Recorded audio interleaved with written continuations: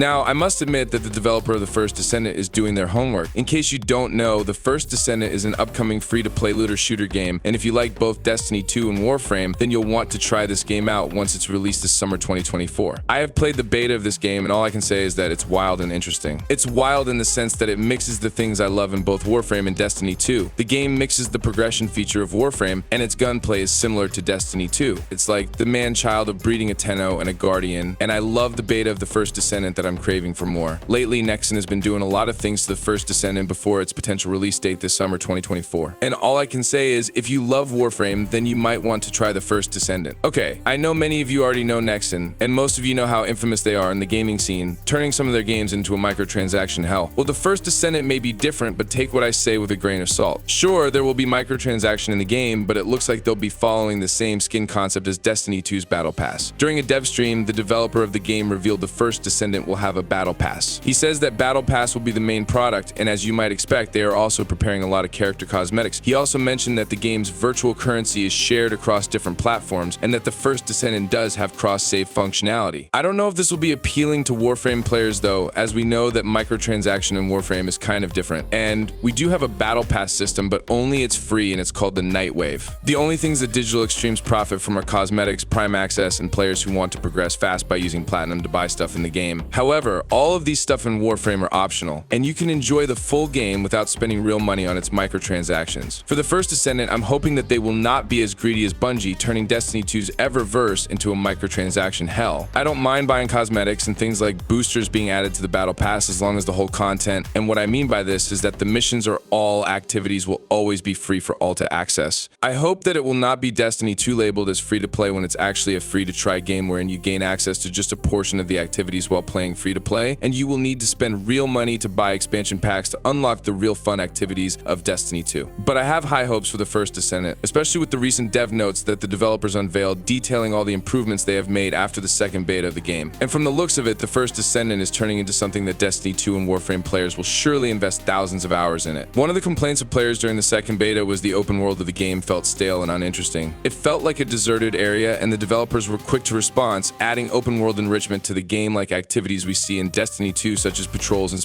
special events that trigger on the field. In their Dev Note Volume 8, they have detailed a lot of stuff which will get added to the game, and this includes never before seen game modes such as the encrypted vaults. There are also other activities mentioned such as Void Fragment and Void Fusion Reactor, and new content called Vulgus Recon Post, which are some sort of special activities in the field. This content alone makes the open world of the game alive, but the developer did not stop addressing complaints, and aside from new content and game modes, they also made huge improvements to the overall system of the game. In their Dev Note Volume 9, they detailed the improvements they have made on their menu, equipment info, and reward info. The menu of the game looks cleaner now, and the info on your equipment and the rewards you get from missions is clearer compared to what I experienced in the second beta of the game. They also managed to add loadout, which Warframe players are familiar with. This allows you to set up different Descendant and weapon combos in different loadouts, so you can just select the things you need for a specific mission type. Like I have said, the first Descendant is really looking like Warframe 2, and I think this is because most of their player base that tried the second beta are Warframe players. Most suggestions that they have gathered during the second beta are from players who played games like Destiny 2 and Warframe, so it would not be surprising if the players of these games will recommend things that they like on both games. And I'm happy that Nexon is making this as a community-driven game, listening to their player base and making changes before even releasing the full version of the game. In fact, they have revealed another set of additions to the game in their recent Dev Note Volume 10, and honestly, I really think that Warframe players will definitely like this feature. First of all, they are introducing some sort of new endgame activity called Instance Dungeon. There are normal and hard difficulty settings. Both difficulty settings use the same map, but there are big differences in the actual gameplay and content system. While clearing the given mission is the focus of normal difficulty, hard difficulty is a mode with a stronger endgame character, providing a bigger challenge and offering distinct rewards based on how the level is cleared. So basically, it's like the deep Archimedia of Warframe, wherein you will go into a hard mode mission and you select modifiers to increase the difficulty and then get higher tier of rewards. There are several things that they have mentioned in the recent dev notes, like matchmaking improvements, new content such as achievements and titles that we have in Destiny 2, or the new special operation research blocking. But aside from the endgame activity I have discussed earlier, I was really interested in the new feature called Laboratories, which will come into the game during release. Basically, this new feature called Laboratory is the simulacrum of Warframe, wherein you can test your builds against enemies that you spawn in the testing room. One of the best features of Warframe is that it has this simulacrum that allows you to test your builds before heading out into real missions. As a player who loves playing different build varieties. I spend most of my time testing stuff in the simulacrum. It allows me also to create more builds, and it's really a great feature so you would not end up wasting time on a mission just to test your builds. Honestly, the first Descendant is turning out to be a great game for me, which I can spend thousands of hours while waiting for new content in Warframe. The good news is it's free to play, and I just can try the game without spending real money. Now, this is just a guess, but I think we will be getting a third beta test for the first Descendant really soon. I think they will announce another beta for us to test all the changes and additions they have made to the game, and I will keep you posted about this so you can also get into the beta and try it out for yourself. If you want to check out all the details on the dev notes of the first Descendant, then I have included all the links to it in the video description below. Thank you so much for watching, and we hope to see you again in our next video.